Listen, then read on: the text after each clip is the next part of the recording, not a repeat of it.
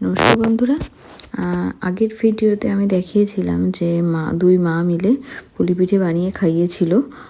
সেই রেসিপিটাও তোমাদের দেখিয়েছিলাম, কারণ চালের গুঁড়ো ছাড়া ওইভাবে খেতে আমার ভালো লাগে। তো যাই হোক, আর মাকে বলেছিলাম যে তুমি কিন্তু মালপোয়াও বানিয়ে খাইয়ে যাবে।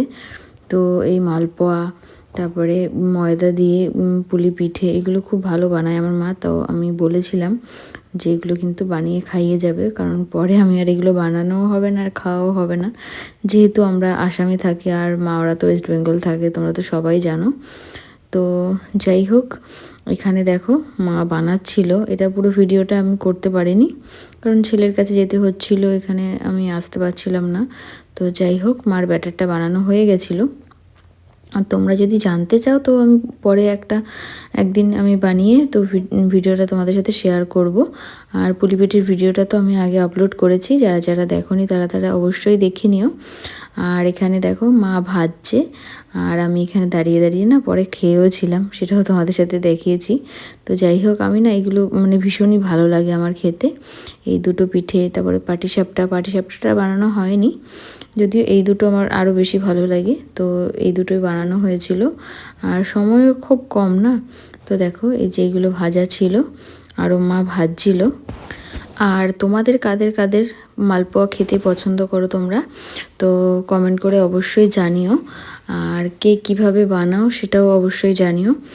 আর এটা মা বানিয়েছিল ময়দা আর সুজি দিয়ে। তো পরে তোমরা যদি কমেন্ট করে বলো, তাহলে কিন্তু আমি অবশ্যই একদিন রেসিপিটা আমি দেখাবো।